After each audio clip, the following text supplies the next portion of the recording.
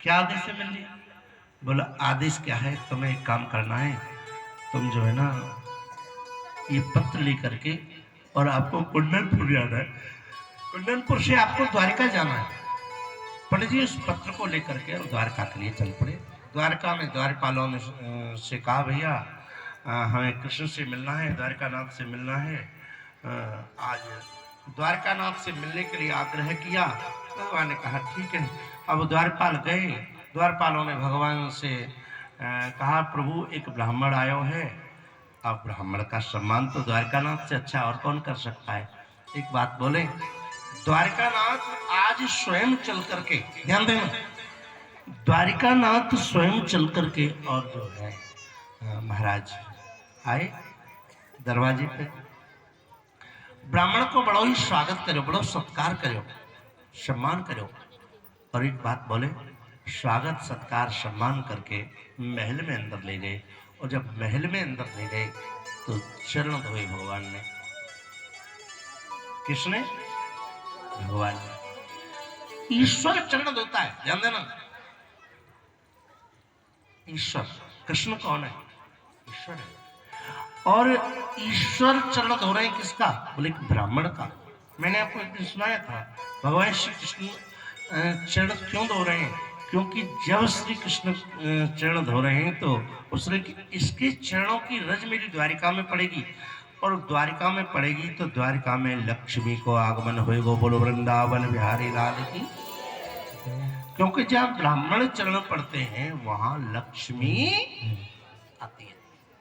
प्रेम से बोलो, एक बार प्रेम से बोलो। इसलिए आज ब्राह्मण के चरण धोए और चरणोदक लिया है, जल बचाए, नगर में छिड़कवा दिया है। पंडित जी की बड़ी सेवा की है, गौरस पान कराया, भोजन पान कराया। पंडित जी से पूछा कैसे आए हो? देखो आजकल अगर आपके द्वारे पे कोई पंडित दिख जाए ना तो आप उससे पहले, हाँ भाई पंडित जी बोल कैसे? और पंडित जी तो कोई भले आदमी के, हाँ पंडित कैसे है? पहले शनि था। द्वारिकानाथ को जब पता चला कि ब्राह्मण आए तो द्वारे पे गए और द्वारे पे जाकर के लिवा के लाए, सिंहासन पर बिठाया, चरण धोए, चरणोदक लिया और फिर पूछा, जलपान कराया और भोजन पान कराया। फिर पूछा बोलो पंडित जी अब बताओ मैं आपकी क्या सेवा कर सकता हूँ? प्रेम से बोलो, मैं आपकी क्या सेवा कर सकता हूँ? हमारा तरीका बढ़िया है या द्वारकानाथ का बढ़िया था? सोचो। द्वारकानाथ द्वारका के राजा भगवान ब्रह्म और स्वागत करते हैं ब्राह्मण का, और हम हैं जो कि बोलने का तरीका भी हमारा बदल गया। कुछ लोग तो इतना बढ़िया के हैं, कुछ लोगों की बात ही अलग है। कुछ लोग बोले मोड़ा कैसे डोले,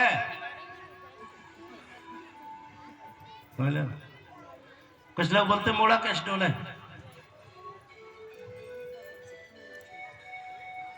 एक बार मैं कहीं जा रहे हो,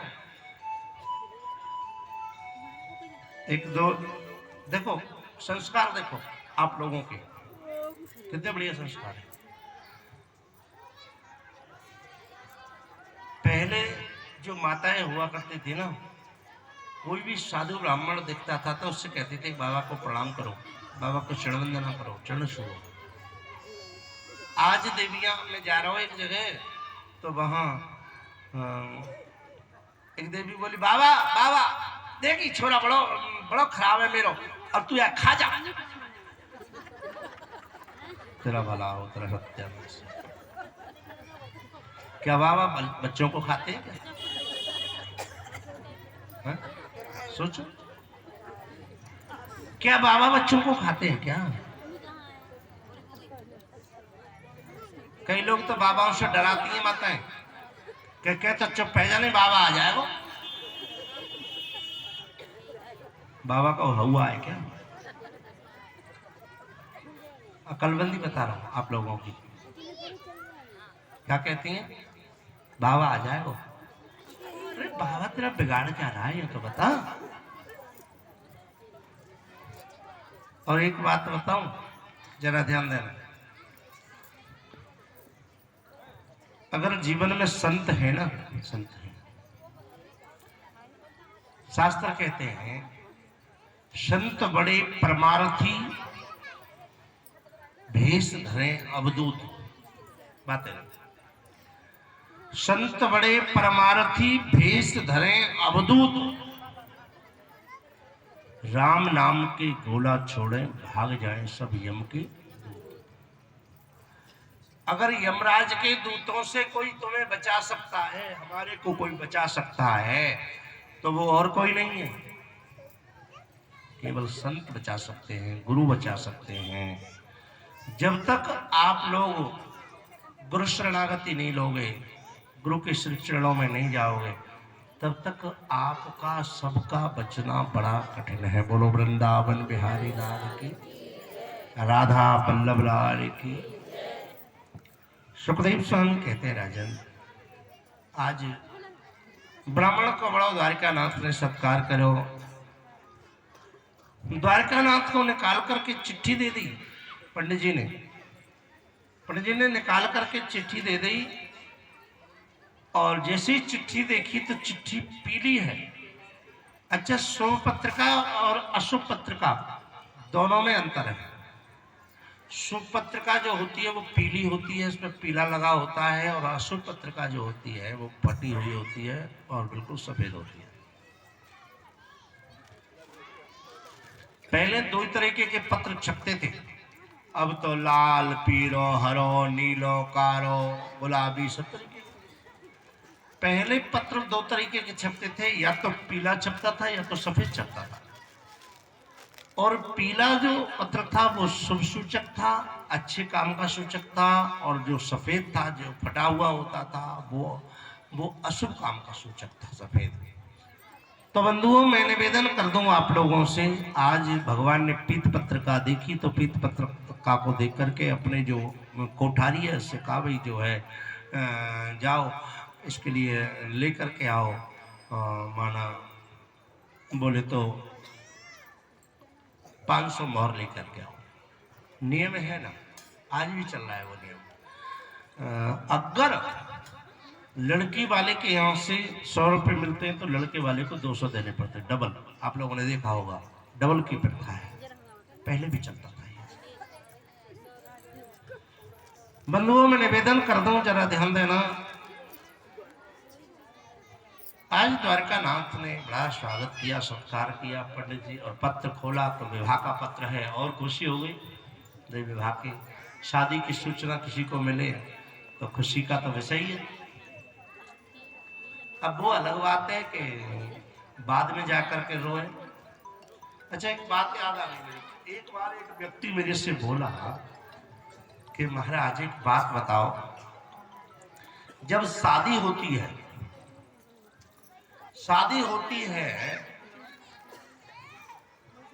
तो ये जो लड़की होती है विवाह के जब ससुराल जाती है तो रोती क्यों नहीं?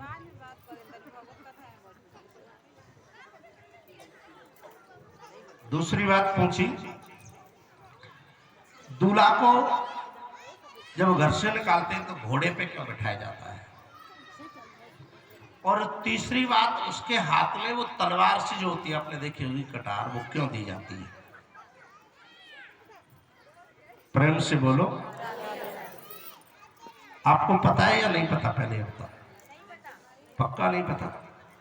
ठीक है, तो नहीं पता तो हम बता देते। दूल्हा को घोड़े पे क्यों बिठाया जाता है?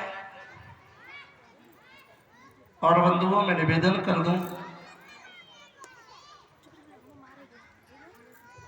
तलवार उसके हाथ में क्यों दी जाती है और लड़की क्यों रोती है? दूल्हा को घोड़े पे इसलिए बिठाया जाता है कि बेटा तुझे मौका दिया जा रहा है, क्योंकि लास्ट मौका तो सबको मिलता है ना। प्रेम से बोलो, लास्ट मौका तो सबको मिलता है। अब दूल्हा से कहा जाता है कि बेटा तेरे को लास्ट मौका दिया जा रहा है और इसलिए तेरे हाथ में ये घोड़ा दे दिया है, घोड़े की लगाम भी दे दी है। अगर भागना है ना तो भाग जा। प्रेम से बोलो, भागना है तो भाग जा। क्यों? बोलो अब तेरी बलि चढ़ने वाली है।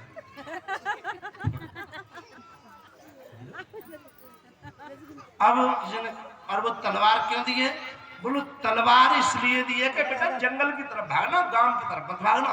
तेरी सुरक्षा के लिए, हिंसक जानवरों से बचने के लिए ये तलवार दी जा रही है तेरे को, इसलिए बचना है तो बच ले। घोड़े पे इसलिए बिठाया जाता है कि तू जो है भाग, तलवार इसलिए देते जंगल में। अब बात आ जाती है फिर भी वो भाग नहीं पाता और फंस जाता है। तो फिर जब लड़की साथ में जा रही होती है विदा होकर के तो वो रोती है। पहले तो सांचे को रोती थी, आजकल झूठे को रोती है दिखावे के लिए। कोई जो ना कहते रोई नहीं तो प्रेम से बोलो, बोलो वो इसलिए रोती है। जब वो रो रही थी, श्रीमान जी पत्नी को लेकर के जा रहे थे, विदाई करा के ले जा रहे थे, तो पत्नी रो रही थी। पत्नी को बोले करे चुप हो जा भामिनी, चुप हो जा। फिर भी नहीं हुई चुप। अरे बोल क्यों रो रही है? चुप हो जा। फिर भी चुप नहीं। बोल मैं बोल रहा हूं ना क्यों रो रही है, बात तो बता, बात क्या है, तुझे रोने की क्या जरूरत है? तो वो श्रीमती जी बोली कि सुनो मैं ऐसे नहीं रो रही हूँ। बोल तो फिर क्यों रो रही हूँ? बोल मैं इसलिए रो रही हूँ कि मेरा आज लास्ट है रोना, मैं आज लास्ट रो रही हूँ। बोल फिर? बोल अब यहाँ से आगे तो जिंदगी भर बेटा तेरे को रोना है। प्रेम से बोलो, अब यहाँ से आगे तो तेरे को रोना है। प्रेम से बोलो। अब महाराज और फिर एक और बात मैं आपको बताऊं। एक बार पत्नी पति से बोली कि तुम ये दो चौटी सिंदूर की कीमत क्या जानते हो? पत्नी की बात सुन सुन करके उसके कान पक गए, दुखी हो गई। जब भी बेचारा कुछ कहे तुम क्या समझोगे इस दो चोटी की सिंदूर की कीमत? एक दिन पति से नहीं सहन हुआ। पति बोला बता देता हूं तेरी सिंदूर की कीमत। बोल बताओ। बोल 5,000 का घर का श्रृंगार का सामान, 15,000 का राशन, 6,000 का बिजली का बिल, 14,000 दो बच्चों की फीस, और साल में 3 बार तेरे लिए साड़ी 2-3 हजार की, 1,000 रुपये महीने का ये भी खर्चा है। और सुन, नातेदार रिश्तेदार जितने आम हैं, तू नहीं होती तो पहले कम आते थे, अब ज्यादा आते हैं, क्योंकि सबको पता है रोटी बनी बनाई वहां मिल ही जाएंगे। जो रिश्तेदार नहीं आने वाले थे, पहले नहीं आते थे, वो भी आ जाते हैं। फिर तू अपने मायके जब जाती है तो तेरे जाने को खर्चा और तेरे वहां पे आने को खर्चा, टोटल 60,000 हो गया। बोलिए दो चोटी सिंदूर की कीमत है। प्रेम से बोलो, 60,000 क्या खर्चा है? अगर ये 2 चोटी सिंदूर नहीं डाला होता तो ये 60,000 की जगह पे मेरा 8,000 में गुजारा हो रहा था। प्रेम से बोलो, 60,000 की जगह पे कितने रुपए में गुजारा हो रहा था? 8,000। और मस्ती से, बहुत बढ़िया तरीके से। तो भैया जितने बार झंझट शुरू हो ना, ये 2 चोटी सिंदूर के बाद में होते हैं, नहीं तो 8,000 से अपना। प्रेम से बोलो। मेरा ये जो ढोलक वाला है ना, इसको मैंने बहुत समझाया था। अरे मैंने कि बेटा चक्कर में मत पड़। ये बोलो ना महाराज जी ब्याह जरूर करूंगा, ये बोलो ब्याह जरूर करूंगा, और अंत में हम दिल्ली से ब्याह कर लियो। अब जिस दिन से घरवाली घर में आई है ना, पहले ये घर में रहता था और घरवाली अपने घर पे थी। अच्छा, जिस दिन से घर वाले आई है, अब ये घर से बाहर रहता है, घर वाली इसके घर रहती है। प्रेम से बोलो। हाँ।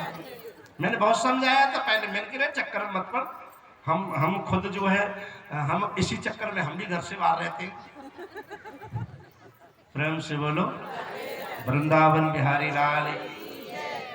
अच्छा, अब मैं आपको समझा रहा हूँ, अपने अपने थोड़ा संभाल के रखो, सुरक्षित रखो। वृंदावन बिहारी लाल की। अच्छा, ये तो है मेरा हास्य परिहास। अब हम थोड़ा सा कथा में थोड़ा अच्छे से प्रवेश करें। पंडित जी कहने लगे, ब्राह्मण बोले कि मैं जा रहा हूं। कहाँ? बोल कुंडनपुर। द्वारकानाथ ने सोचा कि अगर तुम कुंडनपुर जाओगे, पैदल चलोगे, तो यहां से 3 दिन में पहुंचोगे कुंडनपुर द्वारका से। और विवाह कब का है? कल का स्वयंवर है।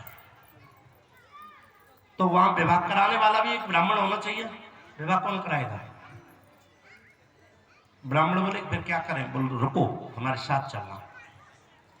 द्वारकानाथ ने क्या किया, अपने सारथी को बुलाया और सारथी को बुला करके रथ को सजवा दिया। सजवा करके सारथी से कहा तू यही रुक जा। और द्वारकानाथ स्वयं जहां पर सारथी बैठता था वहां पर स्वयं बैठ गए, और जहां स्वयं बैठते थे वहां ब्राह्मण को बिठा दिया उच्च सिंहासन पर। एक बात और समझ लेना, जो ब्राह्मण को जो सम्मान देता है ना, विप्र को जो सम्मान देता है, तो उसके यहाँ भी लक्ष्मी का आगमन होता है। भगवान ने सम्मान दिया, द्वारकानाथ ने सम्मान दिया ब्राह्मण को, और अपने आसन पर, ऊंचे आसन पर, अपने से ऊंचे पर बिठाया। ब्राह्मण के बराबर में कभी नहीं बैठना चाहिए, अपने से उच्च आसन पर बैठाना चाहिए। क्योंकि मैंने आपको एक दिन श्लोक बताया था, ब्राह्मणों सुमुख मासीद बाहु राजन्या करता रूप पदभ्याम सूत्रो अजायता। ब्राह्मण जो है वो ब्रह्ममुख है, और मुख का सम्मान करोगे। अगर आपका मुख अच्छा है, मुंह अच्छा है, तो सब कुछ अच्छा है। और आपका मुंह खराब हो गया तो पूरा जीवन ही खराब हो गया। समझ लेना ये बात, बड़ी सुंदर से समझा रहा हूं मैं आपको। तो आज सम्मान किया और लेकर के रथ को भगवान चल पड़े। रास्ते में काबू, बंधु जरा ध्यान देना, रास्ते में दाऊ भैया मिल गए। दाऊ भैया जानते हो ना कौन थे? जानते हो नहीं जानते? भगवान श्री कृष्ण के बड़े भैया थे। दाऊ बड़े को कहते हैं दाऊ। नाम उनका दाऊ नहीं था, नाम उनका था बलभद्र। क्या नाम था? बलभद्र नाम था। दाऊ श्री कृष्ण दाऊ कहो करे, दाऊ बड़े। तो फिर पूरा ब्रजमंडल उनसे दाऊ कहने लगे, दाऊ दादा, दाऊ दादा, दाऊ दादा, पूरा ब्रजमंडल। और तब से उनको एक नाम दाऊ दयाल पड़ गया। अच्छा, दयाल क्या पड़े? क्योंकि वो बड़े दयालु हृदय के थे। दाऊ को कहो गुस्सा ना आवे, जल्दी से क्रोध ना आया पड़े, इसलिए उनको नाम का पड़े दाऊ दयाल के। बड़े दयालु हृदय के थे, बड़े दयालु स्वभाव के थे, सो दाऊ दयाल नाम पड़ गए। तो बंधुओं, मैं निवेदन करूं, दाऊ दयाल, दाऊ दादा आएंगे सामने। अब दाऊ दादा को पता तो हतना ही कि कहाँ जा रहे हैं ये। दाऊ दादा ने पूछी, लाला कहाँ जा रहे हो भैया? अब बड़ा भाई, सोचो, बड़ा भाई, अब बड़े भाई से कैसे कहें कि हम शादी करने जा रहे हैं, ब्याह करने जा रहे हैं? थोड़ी मान मर्यादा है। अब मर्यादा रहे। अच्छा, एक बात बोले, द्वारकानाथ जब द्वारका के राजा बन गए ना, तो उन्होंने अपनी मर्यादा को किंचित मात्र नहीं छोड़ा। हर जगह द्वारकानाथ ने मर्यादा निभाई। आज जब द्वारकानाथ, बंधु जरा ध्यान देना, द्वारकानाथ के सामने दाऊ दादा आए गए, तो दाऊ भैया बोले, कहाँ जा रहे हो लाला? ओ भैया कहाँ जा रहे हो? अब क्या बताए कहाँ जा रहे हैं, क्योंकि चुपचाप जा रहे थे। एक बात कहें, जब भगवान छोटे थे ना, लाला हमारे छोटे थे, तो एक दिन मैया यशोदा बोली, लाला एक बात बता, जब तेरा ब्याह होएगो तो तू अपने ब्याह में कौन कौन को लेके जाएगा? कन्हैया बोले, मैया देख सबको ले जाऊंगा, बाबा ले जाऊंगो, मनसुखा ले जाऊंगो, धनसुखा ले जाऊंगो, मधुमंगल ले जाऊंगो, श्री दामा ले जाऊंगो, और सब ले जाऊंगो। मैया ने देखा ने सबको नाम लियो है पर दाऊ को ना लियो। मैया बोली कि लाला तो जो है दाऊ का, मैया देख बुरा मानचा बोला, मैं सबन ने ले जाऊंगा पर या दाऊ ना लेके जाऊंगा। बोलो वृंदावन बिहारी लाल की, या दाऊ है नहीं ले जाऊंगा।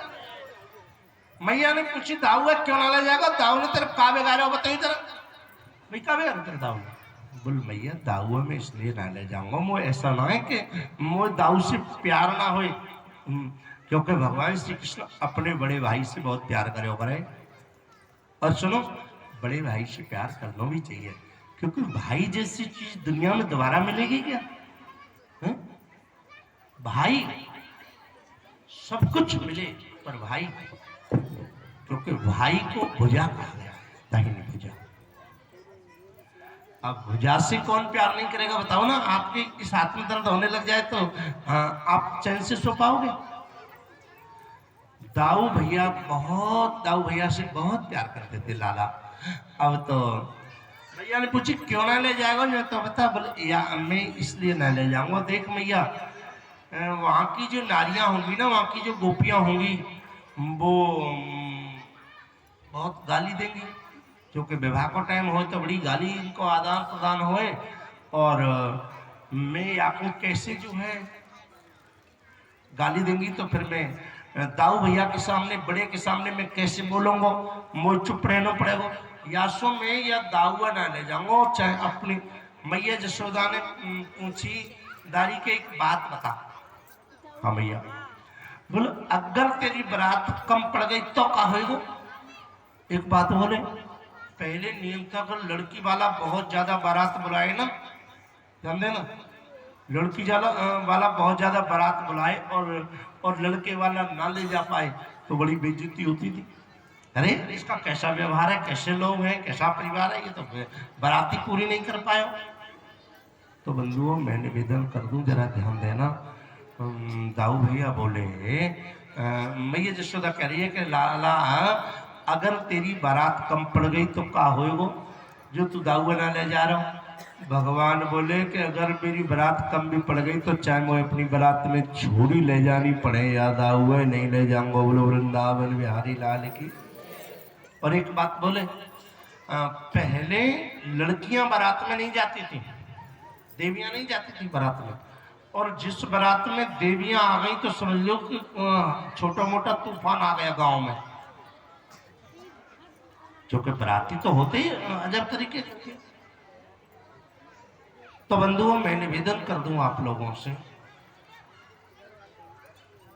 पहले ये सिस्टम था, और आज तो अगर देवियां नहीं जाए ना बारात में तो बारात का स्टैंडर्ड ही डाउन। हाँ, बारात का स्टैंडर्ड डाउन। तो बंधुओं इसलिए आज वो बात प्रत्यक्ष करके दिखा दी किसने?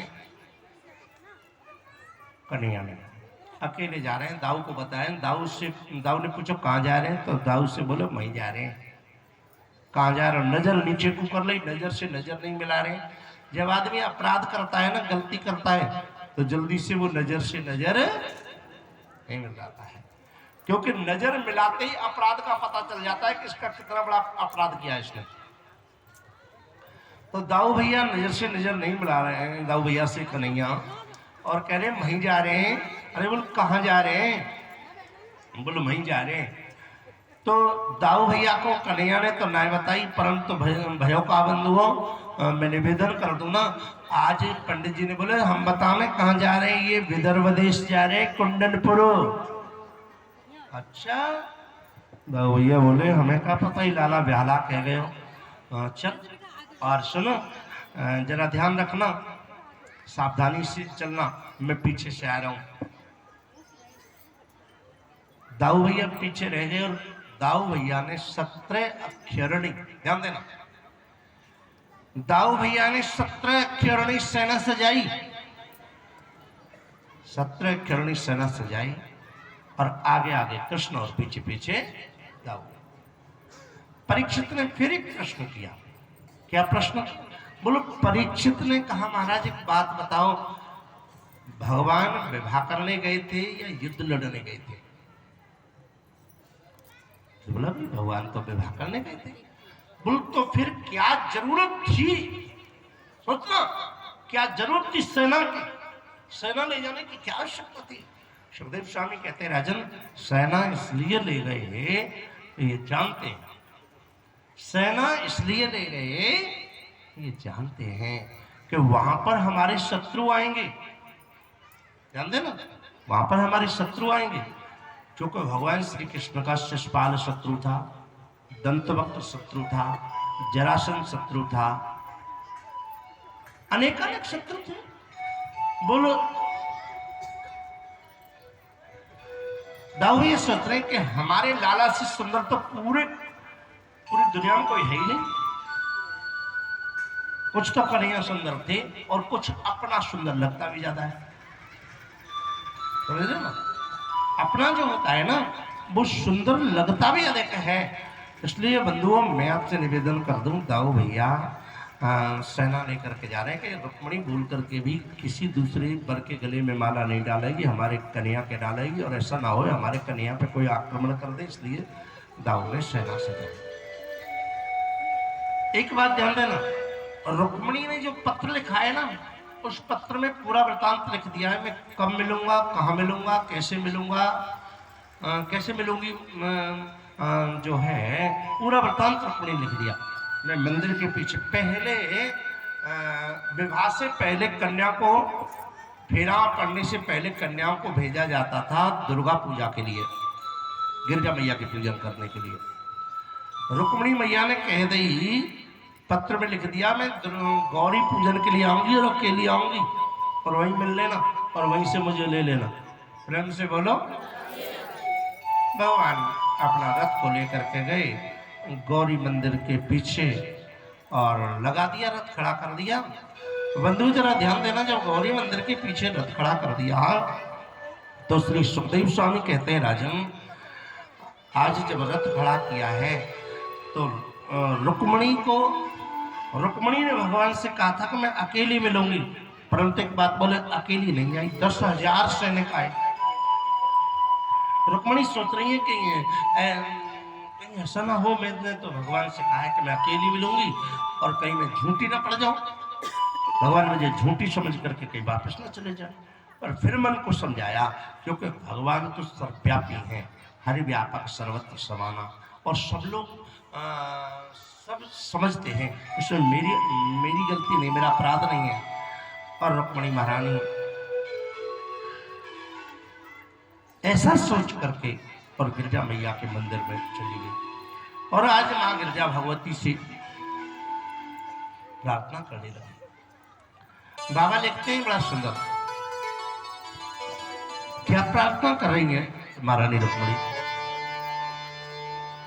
हरि जय जय गिरवर राज किशोरी, जय जय गिरवर राज किशोरी, जय जय गिरवर राज किशोरी, जय जय गिरवर राज किशोरी, जय महेश मुख चंद्र चकोरी, जय महेश मुख चंद्र चकोरी, जय जय गिरवर राज किशोरी, जय जय गिरवर राज किशोरी, जय गज बदन सड़ानन माता, जय गज बदन सड़ानन माता, जय गज बदन सड़ानन माता, जय गज बदन सड़ानन माता,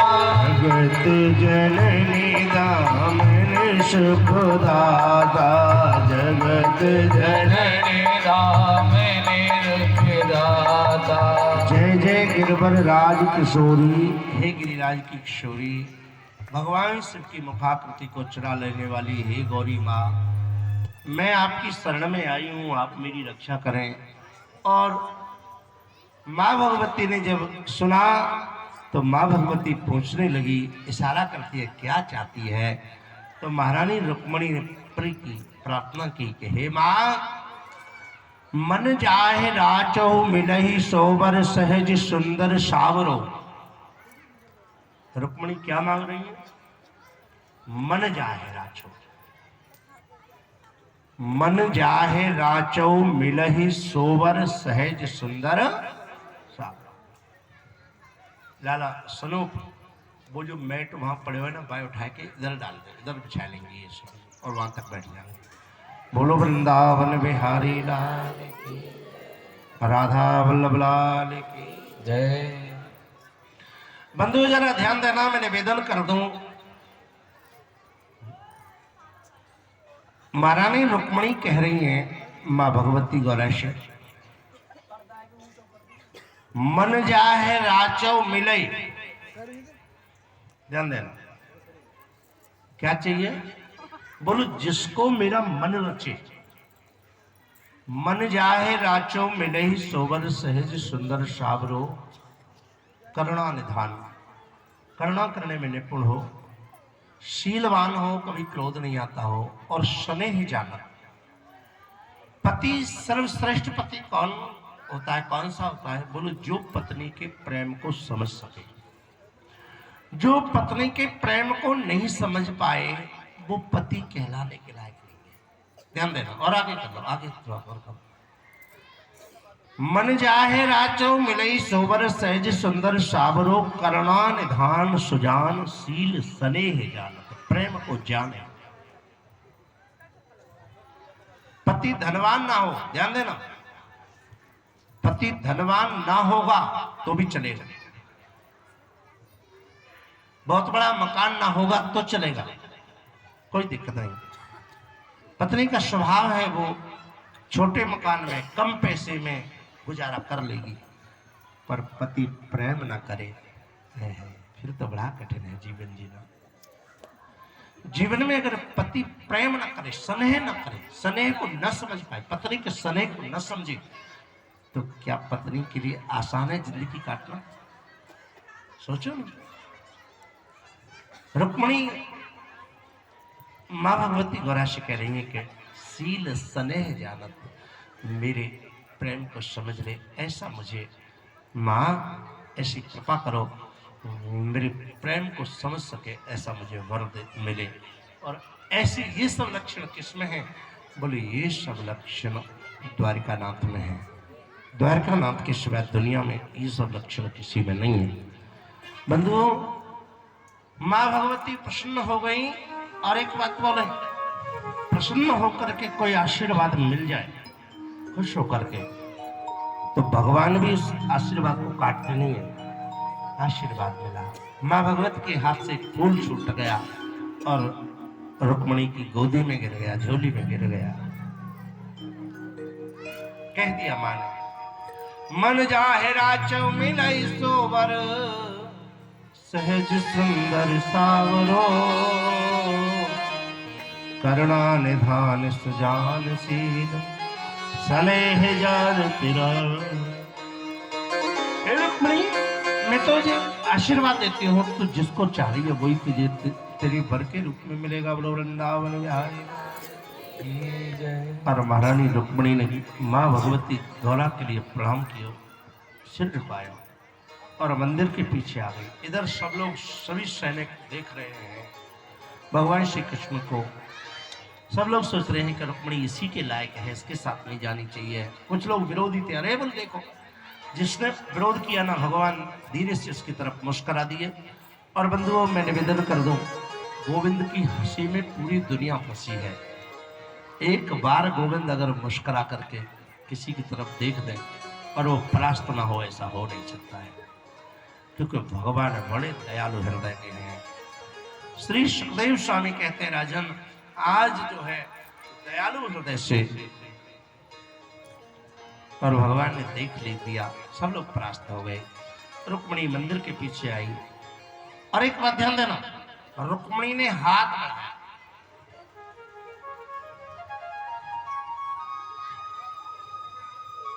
आज उल्टा सिस्टम हो गया।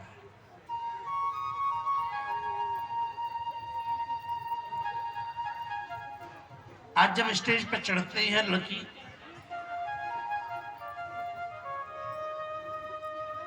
तो वर प्रतीक्षा करता है, पर पहले हाथ वर बढ़ाता है। पहले ऐसा नहीं था।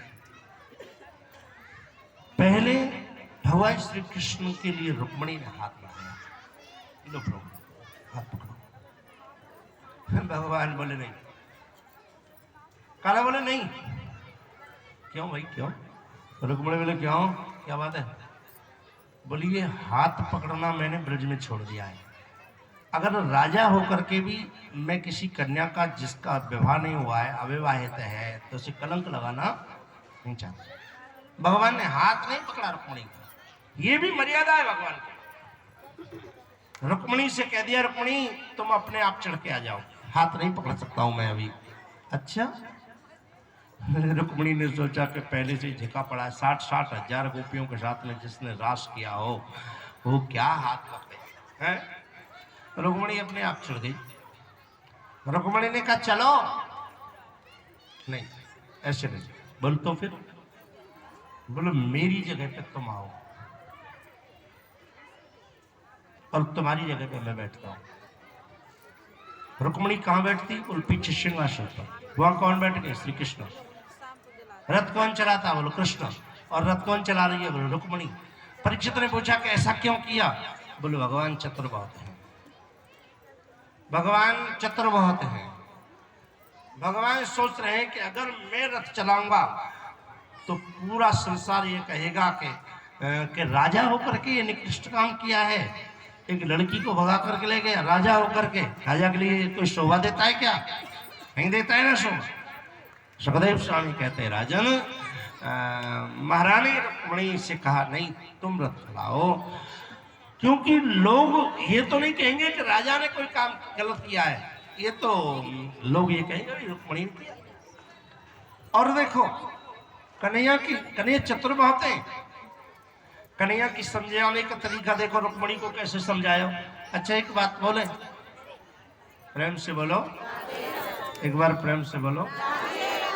एक बात बोले, ये पत्नियां बेचारी बड़ी भोली होती है, सीधी, बिल्कुल जलेबी जैसी सीधी होती है पत्नियां।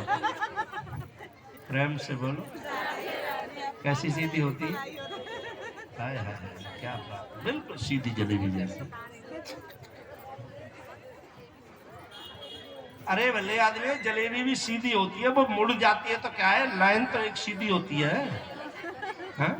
जलेबी की लाइन तो सीधी होती है, अब वो मुड़ जाती है तो ऐसा मतलब थोड़ी है कि वो जो टेढ़ी हो गई। तो भगवान श्याम सुंदर समझा रहे हैं। बोल कैसे समझा रहे हैं कि देख रुक्मिणी, तेरा जो भाई है ना, अगर उसने पीछे से आक्रमण कर दिया और तू बैठी रही तो तू भी मारी जाएगी और मैं भी मारा जाऊंगा। बोल कम से कम जो है ना, तू रथ चला, मैं तेरे भाई को भी देख लूंगा और पीछे भी देख लूंगा, आगे भी देख लूंगा। रुक्मिणी की भोली थी, समझ में आ गई, हाँ जरूर। जबकि ऐसा क्यों कहा? क्यों कि वो अपने मत्थे कलंक लेना। अच्छा एक बात बोले, ये तो मेरे भगवान की अदा है। कोई व्यक्ति मर गया,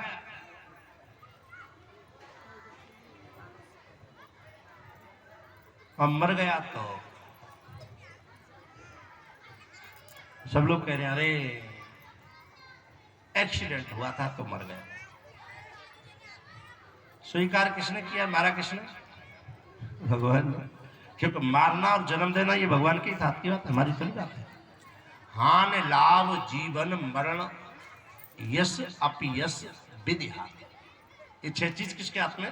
विधाता के हाथ में।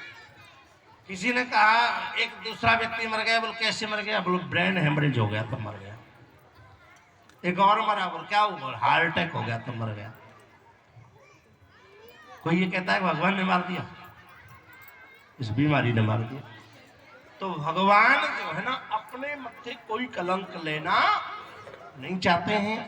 तो श्री सुखदेव स्वामी कहते हैं राजन, रुक्मणी महारानी बोली अब तो चलो। बोल नहीं, तेरे भाई को मैंने चोरी करना भी बंद कर दिया है, अब मैं चोरी नहीं करता हूँ। तेरे भाई को पता लगना चाहिए कि मैं यहाँ आया हूँ। भगवान ने अपना पंचजन्य शंख बजाया,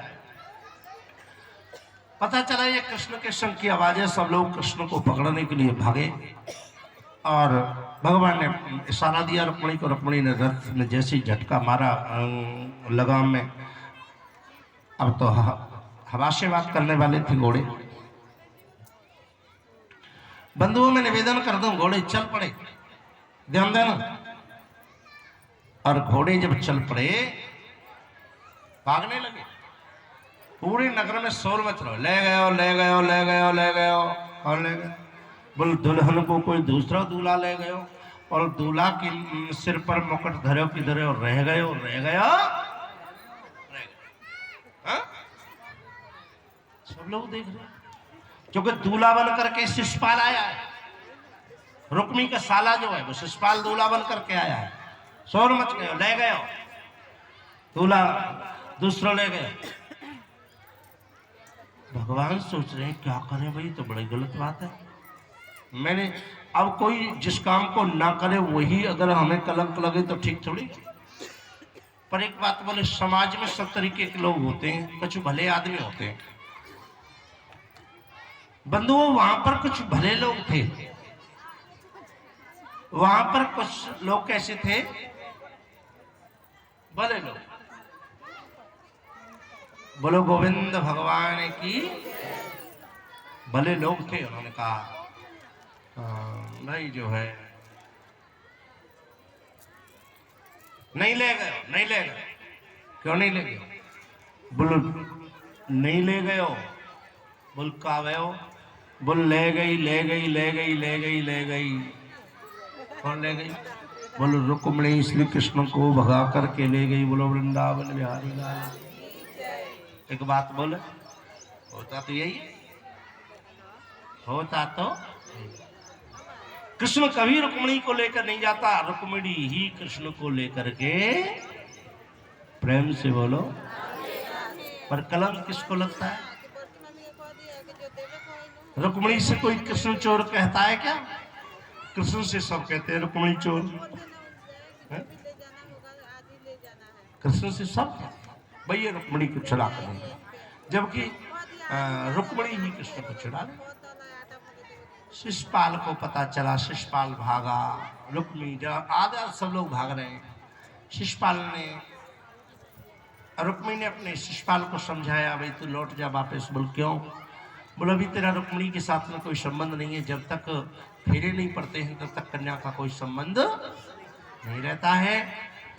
और मैं प्रण करता हूँ अगर मैं नगर में वापस तभी आऊंगा जब रुक्मिणी को लेकर के आऊंगा, नहीं तो नगर में राजा ही नहीं बनूंगा, मैं युवराज नहीं बनूंगा। अच्छा, भगवान ने गाली देते हुए जब सुना तो उसे रथ से बांध लिया। दाऊ भैया को पता चला, दाऊ भैया ने रथ रोका, भगवान को धमकाया ये तू क्या कर रहा है। फिर रुक्मिणी को समझाया, रुक्मिणी की बात समझ में आ गई। रुक्मिणी ने कहा कैसे मैं जाऊं नगर में, मैंने तो प्रण किया है मैं वापस नहीं आऊंगा, अब क्या करूं। भगवान ने कहा चिंता मत करो, तो क्यों टेंशन ले रहा है।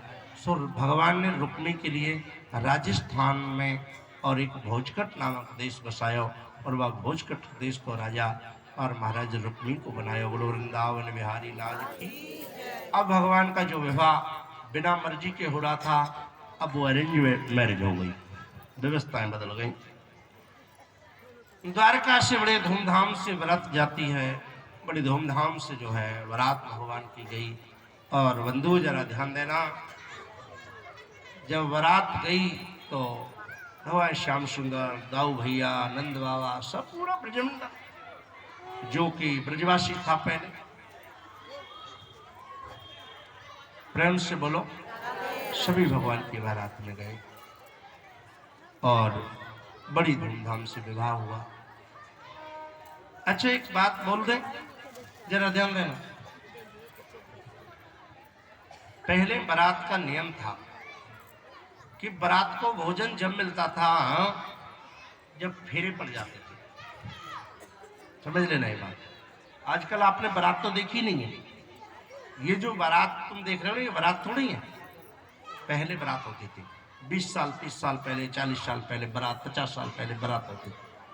आज बारात गई 4 दिन रुकी, 5 दिन रुकी, 6 दिन रुकी के तो एक हफ्ते में बारात आती थी। गांव में ऐसा सिस्टम था, भैया आज को भोजन बारात को हमारी तरफ से, ठीक है भैया। अगले दिन कह दिया कि भैया आज को भोजन हमारी तरफ से। हम बहुत छोटे थे, एक बार एक मथुरा के पास में गांव था, वहाँ बारात में गए, 5 दिन बारात रुकी, 5 दिन 5 घरों में भोजन हुआ। पर भोजन मिलता जब था जब फेरे पड़ जाते थे, तो फेरे के बाद में बारात रुकती थी। तो बंधुओं मैं निवेदन करता हूँ आप लोगों से,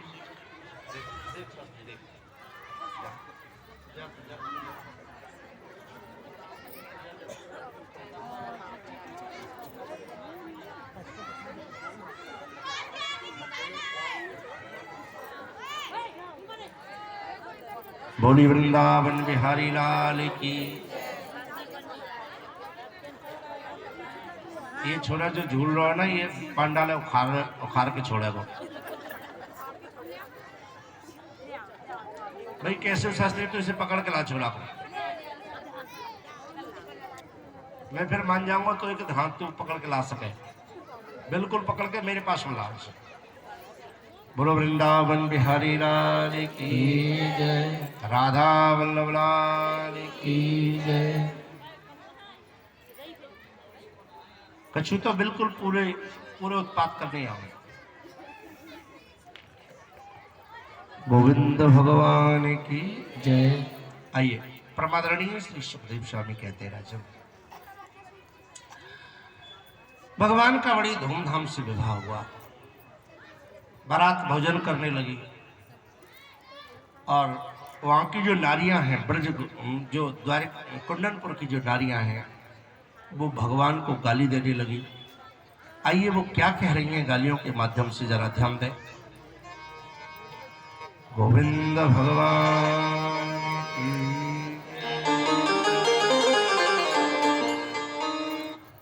हरि जाकू गाली गाओ, हरि जाकू गाली गाओ, अरे कन्हैया सारो सत जतिया रे आकू गाली गाओ रे, कन्हैया सारो सत जतिया आकू गाली गाओ रे, कन्हैया सारो सत जतिया आकू गाली गाओ रे, कन्हैया सारो सत जतिया गारी गाओ रे। सतजतिया समझते हो को नहीं समझते? कैउ जातन को मिला जुला के, कैउ जातन को यकू गारी गाओ रे, कन्हैया सारो सत जतिया रे यकू गारी गाओ रे, कन्हैया सारो सत जतिया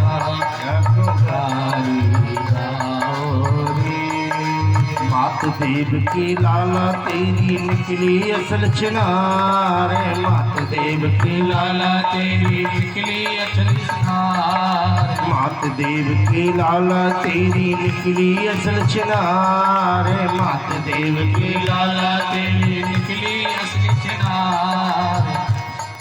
समझ रहे हो कि नहीं? औरतों के लिए स्त्री के लिए अगर कोई सबसे खराब गाली है तो यही है चिनार की। मात देव की लाला तेरी निकली असल चिनार, मात देव की लाला तेरी निकली असल चिनार। और क्या भया, जब वो ऐसी निकली तो इस बात का ये काम छिपता तो है नहीं। अरे पतो लगी तेरे मामा को, पतो लगी तेरे मामा को, दैये जेल में डार, जन्म दियो आदि रतिया गारी गाओ रे, कन्हैया सरस्वत जतिया यकगारी गाओ रे। लाला सरस्वत जतिया यकगारी गाओ रे। सरस्वत जतिया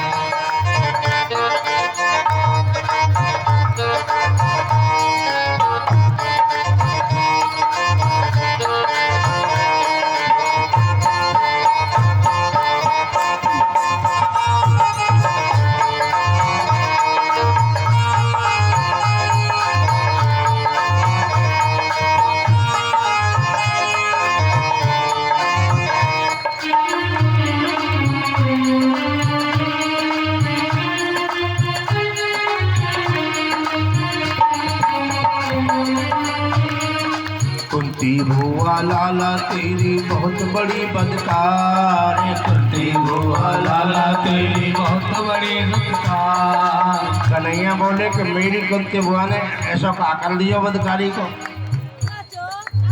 पारी नहीं लाला जायो,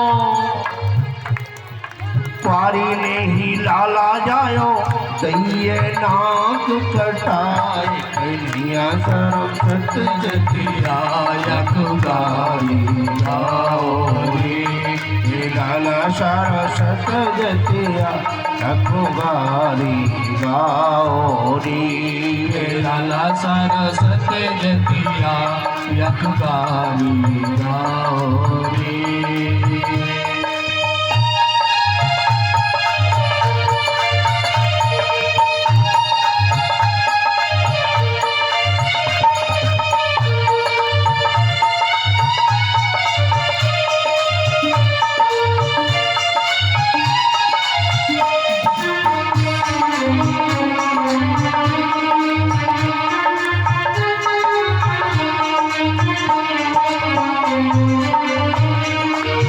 सुभद्रा लाला तेरी बहुत बड़ी मक्कार। बहन सुभद्रा लाला तेरी बहुत बड़ी मक्कार। बहन सुभद्रा लाला तेरी बहुत बड़ी मक्कार। बहन सुभद्रा लाला तेरी बहुत बड़ी मक्कार। उल्का ने कहा कर दियो,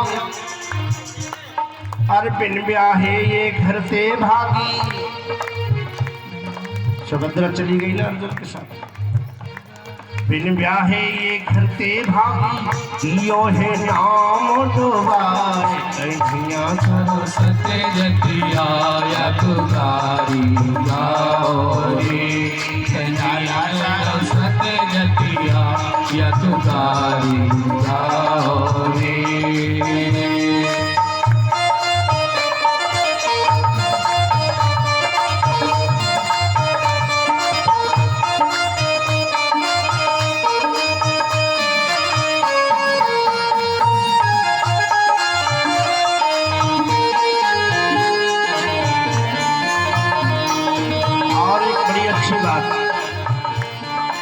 अंत में लाला हमें कुछ गड़बड़ लग रही है।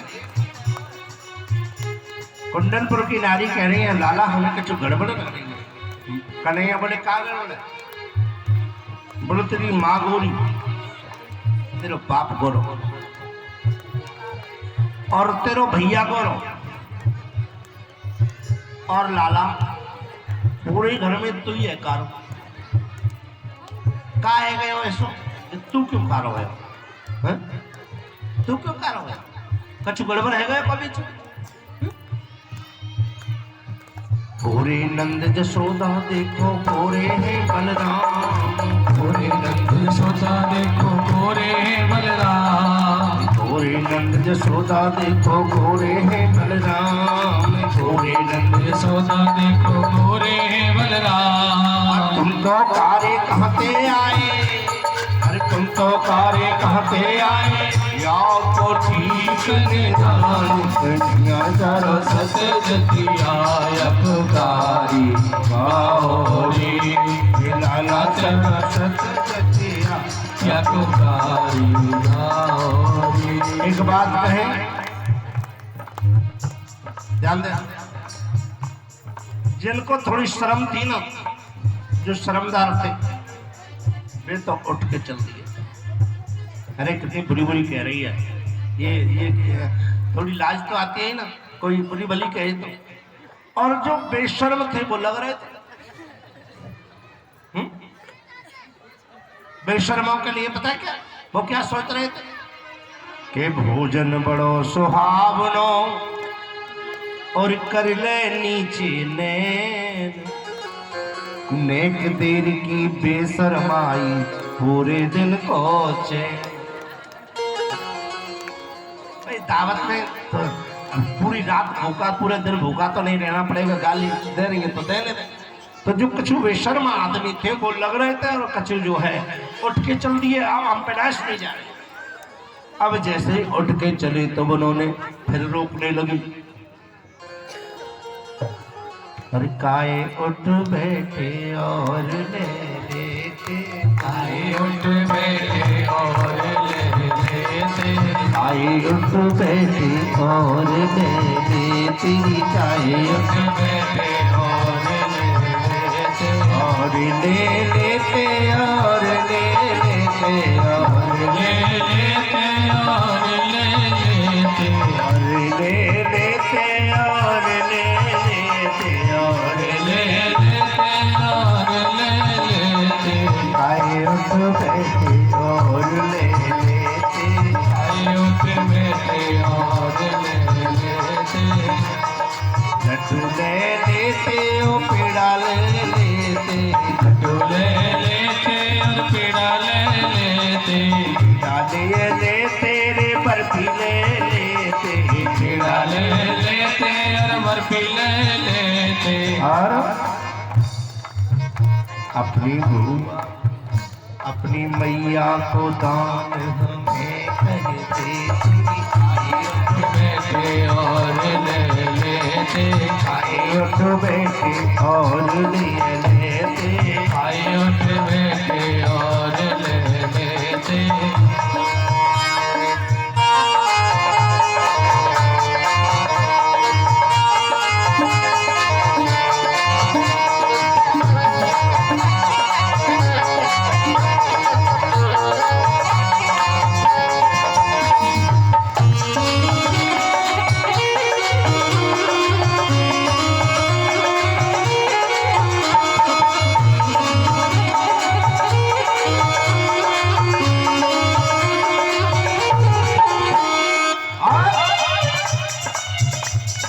मसाले लेते कचौड़ी ले लेते, मसाले लेते कचौड़ी ले लेते, मसाले लेते कचौड़ी ले लेते, मसाले लेते कचौड़ी ले लेते, बदले में अपनी बहना को दान हमें कर देते, आए उठ बैठे और ले लेते, आए उठ बैठे और ले लेते, हुआ हुआ हुआ अरे हुआ हुआ हुआ नंदन तेरे हुआ, अरे भुआ भुआ भुआ जगपारी के सत हुआ, हुआ हुआ हुआ रखवारी के सत हुआ, नंदन तेरी भुआ नंदन तेरी बुआ, नंदन तेरी भुआ नंदन तेरी बुआ, जगपारी के सत हुआ, रखवारी के सत हुआ, नंदन तेरी भुआ नंदन तेरी बुआ, जगपारी के सत हुआ, रखवारी के सत हुआ,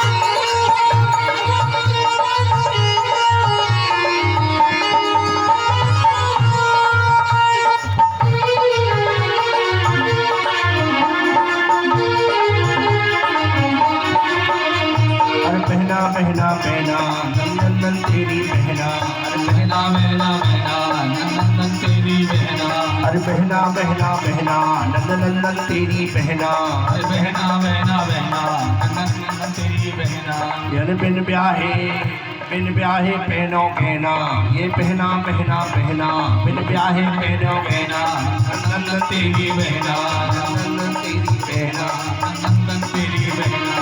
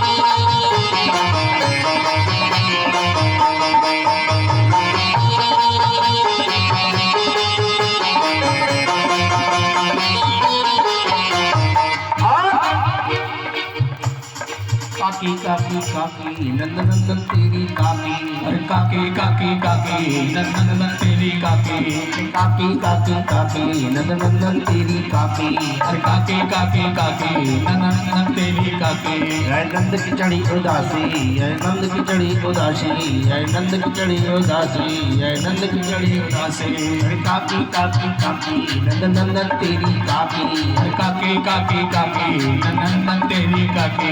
अरे हुआ हुआ हुआ पारी के सुत हुआ, अरे हुआ हुआ हुआ तारी के सुत हुआ, नंद नंदन तेरी हुआ, नंद नंदन तेरी हुआ, नंद नंदन तेरी हुआ तारी के सुत हुआ, नंदन तेरी हुआ, पारी के सुत हुआ। अरे हुआ हुआ हुआ तारी के सुत हुआ। अरे काहे उठ बैठे और ले लेते, आए उठ बैठे और ले लेते, आए उठ बैठे और ले लेते, आए उठ बैठे और ले लेते, और ले लेते, और ले लेते, और ले लेते, और ले लेते, और ले लेते, और ले लेते, और ले लेते, और ले लेते। आए उठ बैठे और ले लेते, आए उठ बैठे और ले लेते, आए उठ बैठे और ले लेते, आए उठ बैठे और ले लेते। रसगुल्ला ले लेते, बर्फी ले लेते, रसगुल्ला ले लेते बर्फी ले लेते, रसगुल्ला ले लेते, बर्फी ले लेते, रसगुल्ला ले लेते बर्फी और ले लेते। बदले में अरे अपनी भुआ को दान हमें कर देते, आए उठ बैठे और ले लेते, आए उठ बैठे और उठ बैठे और ले लेते, आए उठ बैठे और ले और ले लेते, और ले लेते, और ले लेते, और ले लेते, और ले ले लेते, और ले लेते। आए उठ बैठे और ले लेते, आए उठ बैठे और ले। बोले कन्या गालियों को आदान प्रदान होने लगे, बार बार गालियां सुनाती हैं। ये प्रीत की गालियां, प्रीत है। आजकल तो गालियां कोई देता ही नहीं। और सुनो, दे कहां से आती नहीं देनी। आजकल तो उल्टी उल्टी सीधी बकवास, गंदी गंदी गालियां, शास्त्र विदित गालियां ही नहीं सुनाते। पहले शास्त्रों से अलग गालियां नहीं देते थे, ध्यान देना। पहले शास्त्रों से अलग गालियां नहीं गाई जाती थी, शास्त्रों रहित गालियां, शास्त्रों सहित गालियां, मधुरता थी, मधुर शब्द। भगवान का विवाह बारात और बंधुओं धूमधाम से विवाह हुआ। रुक्मणी को लेकर के द्वारिकानाथ द्वारिका में पहुंच गई और भगवान का नाम रुक्मणी रुक्मणी रमण बिहारी पड़ गया।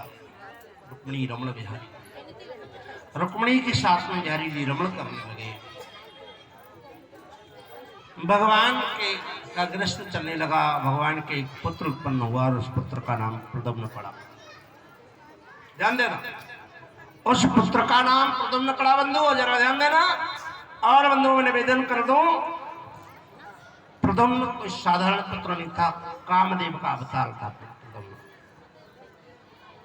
जब कामदेव को भगवान ने नष्ट कर दिया तो कामदेव की पत्नी थी रति। रति ने कहा, महाराज मैंने क्या बिगाड़ा था, मुझे विधवा वैधव्यता की तरफ भेज दिया, क्या बिगाड़ा था, क्या अपराध किया था मैंने आपका? भगवान बोले, अपराध तो रति तुमने नहीं किया, जाओ मैं तुम्हें वरदान देता हूं, तुम्हारा पति जो है ना अनंगी रहेगा, अनंगी, जिसका अंग नहीं होगा, पर अनंगी होकर के भी पूरे संसार को सताएगा, पूरे संसार को व्यापेगा। और वही अगर तुम प्रत्यक्ष मिलना है तो जाओ, मैं तुम्हें एक और वरदान देता हूं कि जब द्वापर में कृष्ण अवतार धारण करेंगे तो भगवान श्री कृष्ण के वंश में तुम्हें वो प्रद्युम्न के रूप में प्राप्त होगा। और रति प्रद्युम्न की पत्नी बनकर के द्वारिका में आई और कामदेव स्वयं प्रद्युम्न बनकर के द्वारिका में पधारे और कलिकाल के लिए वरदान मिला कि तेरा पति पूरे संसार को सताएगा बिना अंग के। इसका नाम अनंग। कामदेव का एक दूसरा नाम अनंग है, जिसका कोई अंग नहीं है, जिसका कोई शरीर नहीं है, पर दुनिया में पशु पक्षी मनुष्य कीट पतंग कौन व्यक्ति ऐसा है जो काम से रहित है, काम से बचा हुआ है? कोई? प्रत्येक जीव को काम सताता है। और एक बात ध्यान देना, कोई भोग कोई काम नहीं कहते हैं। आप सोचे कि भोग को काम कहते हो, भोग कोई काम नहीं है। काम हमारे मनोवृत्तियां जब दौड़ने लगती हैं, एक हुआ तो 10 होते, 10 हुए तो 100 की इच्छा है, 100 पाकर भी संतोष नहीं है, अब सहस्त्र हुए तो अच्छा है। इसी तरह बढ़ते बढ़ते राजा के पद पर पहुंच गई, फिर भी संतोष नहीं होता। ये ऐसी डायन तृष्णा है, जब तक हृदय में तृष्णा है तब तक प्रकाश नहीं होता। ये आयु नष्ट हो जाती है, तृष्णा का नाश नहीं। तो ये आशाएं, तृष्णाएं, कामनाएं, बढ़ना घटना, ये सब ये भी काम है। काम कोई भोग से काम नहीं कहते हैं। काम की बहुत सारी परिभाषाएं, पर मेरे पास में थोड़ा समय, मेरे पास तो खैर कोई दिक्कत नहीं है, आपके पास में थोड़ा समय है, क्योंकि 7 बजते नहीं है उससे पहले लोग घड़ी देखने लगते हैं। प्रेम से बोलो। अच्छा एक बात कहे, मैं लेट करना भी नहीं चाहता, मैं लेट करना नहीं चाहता। मैं तो सोचता हूं कि जल्दी आपको यहां से विदा करूं, क्योंकि तुम भी फ्री और मैं भी फ्री। प्रेम से बोलो। हाँ, नहीं तो फिर मुझे एक डर रहता है, मैं अगर लेट करता हूं कथा सुनाने में तो मुझे एक डर रहता है। आप कहोगे क्या, आपको क्या डर है? वो डर ये है, एक बार पता है क्या भाई, हमारे ब्रज में सत्यनारायण की कथा बड़ी सुनाई जाए, सब लोग घर घर में सत्यनारायण की कथा कराते हैं। एक दिन का भयो पंडित जी पे थोड़ा खाली समय था, पंडित जी कथा सुनाने के लिए और जंगल में ग्वाल वालों के बीच में चले गए और आसन लगा करके और कथा ग्वालों को सुनाने लगे। धीरे धीरे संध्या होने लगी। संध्या होते ही गाय जो है जाने लगी सीधी जो है महाराज अपने घर की तरफ। अब गाय जाने लगी तो धीरे धीरे ग्वाल भी जाने लगे। एक ग्वाल बैठा है हाथ जोड़े हुए। अब रात्रि हो गई, रात्रि हो गई, पंडित जी को दिखना बंद है गया। अब पंडित जी को जब दिखना बंद है गया, पोथी नहीं दिख रही है, पंडित जी बोले भाई क्या करूं, भैया मैं कैसे जो है कैसे तुझे कथा सुनाऊं?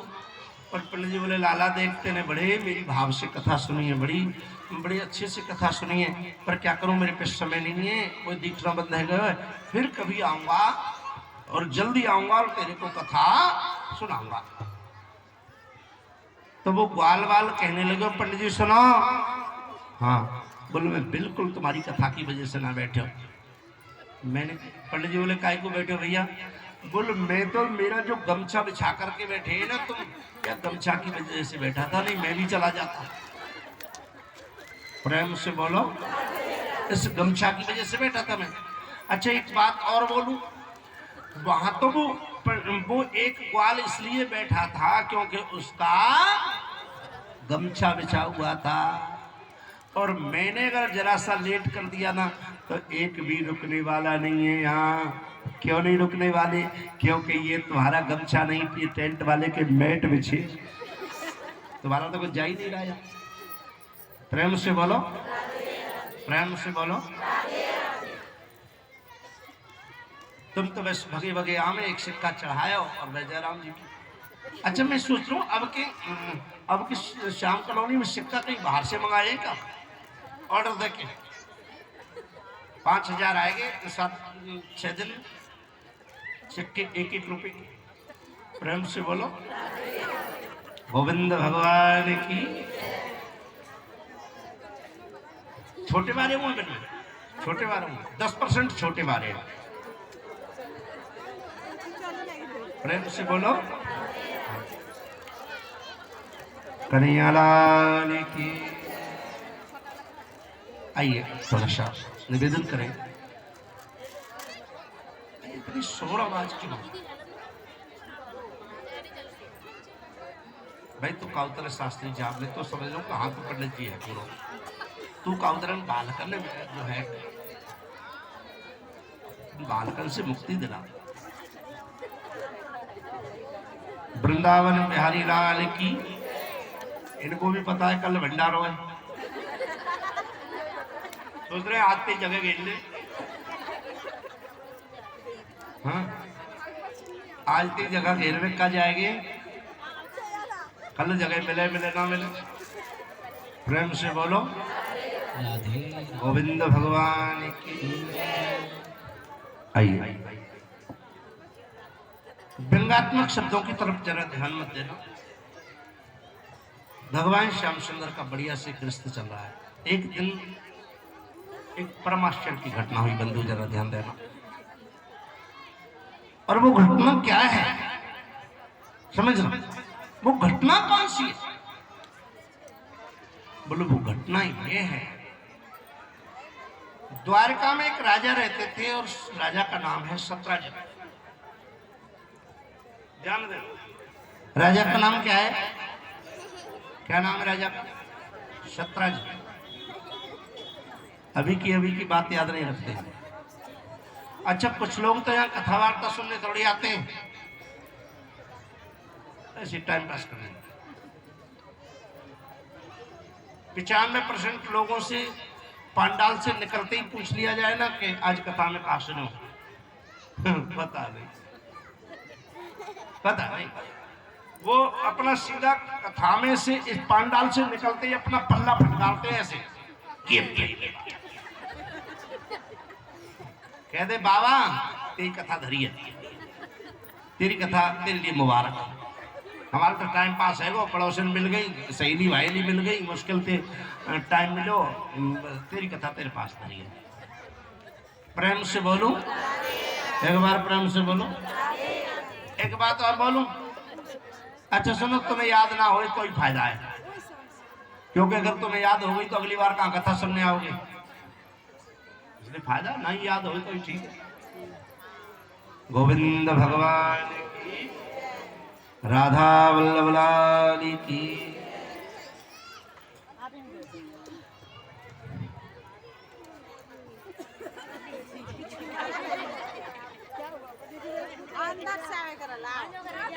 ये देश सुधरने वालों, सबूत लेके आई हूँ।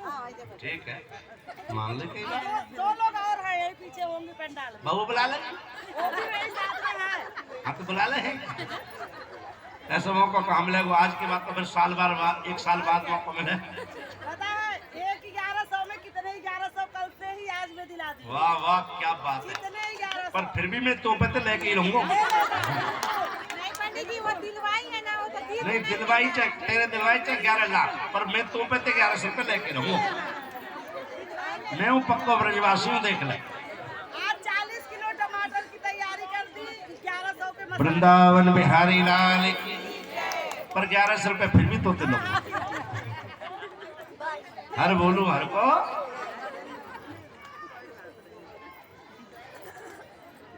आज बनता है तेरे ते मैं भी पूरा पढ़ ले, तू तेरे ते 1100 रुपये लेकर रहूंगा चाहे कुछ है। गोविंद भगवान की। आइए थोड़ा सा ध्यान दे। श्री सुखदेव स्वामी कहते हैं राजन जरा ध्यान देना बंधुओं, मैं निवेदन करूं। सत्राजित नाम का राजा है और सत्राजित सूर्य नारायण भगवान का परम उपासक है। भगवान सूर्य की उपासना करता है। एक दिन प्रसन्न हुए सूर्य नारायण भगवान और सत्राजित से बोले, सत्राजित क्या चाहिए बता। सत्राजित ने कहा महाराज मुझे कुछ भी नहीं चाहिए। बोले नहीं फिर भी जो है कुछ मांग। तो सत्राजित ने बिल्कुल इनकार कर दिया कि मुझे नहीं चाहिए। तो भगवान बड़े प्रसन्न हुए। सत्राजित की भक्ति से प्रसन्न होकर के सत्राजित ने जो है आज बंधुओं भगवान सूर्य नारायण ने सत्राजित को एक स्मंतक नाम की मणि प्रदान कर दी। बोलो वृंदावन बिहारी लाल की। स्मंतक मणि प्रदान कर दी। और बंधुओं मैं निवेदन कर दूं जरा ध्यान देना। अब स्मंतक मणि जब उसे मिली तो बड़ा प्रसन्न है और इस मणि का प्रभाव है, ध्यान देना क्या प्रभाव है। बोले इस मणि का प्रभाव है ये सवा भार सोना नित्य प्रत छोड़ दी। यह है मणि सवा भार सोना नित्य प्रत छोड़ती है। श्री सुखदेव स्वामी कहते हैं राजन आज इस मणि का पता चला भगवान श्री कृष्ण को, और जब भगवान श्री कृष्ण को पता चला तो भगवान श्री कृष्ण ने आज सूचना भेजी भाई इस मणि को हमें दे दो राज्य में रखने के लिए। तो सत्राजित ने इनकार कर दिया। भगवान ने कहा कोई बात नहीं है।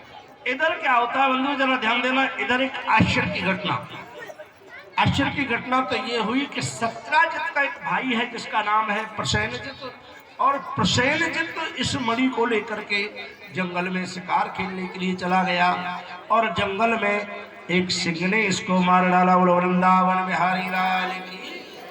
सिंह ने इस प्रसेनजित को मार डाला। सत्राजित ने भगवान को दोष लगा दिया कि भाई भगवान कृष्ण ने मेरे भाई को मार दिया मणि के लालच में फंस करके। भगवान ने कहा ये झूठा दोष लगा है, इस कलंक को कैसे दूर करूं,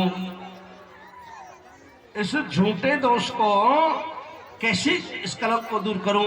भगवान गए और भगवान ने जाकर के श्री सुखदेव स्वामी कहते राजन जरा ध्यान देना। आज भगवान ने जाकर के जो है और इस मणि की खोज की। देखा तो सत्राजित का भाई प्रसेनजित मरा पड़ा है।